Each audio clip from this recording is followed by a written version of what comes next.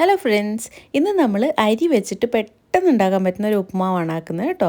അപ്പോൾ തിരക്ക് ദിവസങ്ങളിലൊക്കെ വേറെ ഒന്നും കയ്യിലില്ലെങ്കിൽ പെട്ടെന്ന് നമുക്കിത് ഉണ്ടാക്കിയെടുക്കാം. അപ്പോൾ ഞാനൊരു കുക്കർ അടുപ്പത്ത് വെച്ചിട്ട് അതിനകത്തേക്ക് വെളിച്ചെണ്ണ ഒഴിച്ചു കൊടുത്തിട്ടുണ്ട്. ഒരു 2 ടേബിൾ സ്പൂണോളം ഒഴിച്ചിട്ടുണ്ട്. അതിലേക്ക് കടുക്, വറ്റൽമുളക്, അതുപോലെ കറിവേപ്പില താളിപ്പിന് ആദ്യം തന്നെ ഇട്ട് കൊടുക്കുന്നുണ്ട്. ഇതിനകത്തേക്ക് കൊത്തി അരിഞ്ഞ സവാള ഇട്ട് കൊടുക്കുക. ഒരു മീഡിയം സൈസ് സവാള ഞാൻ എടുത്തിട്ടുണ്ട്. ഇതിപ്പോൾ 2 പേർക്ക് ഉണ്ടാക്കുന്ന അളവാണ് കേട്ടോ.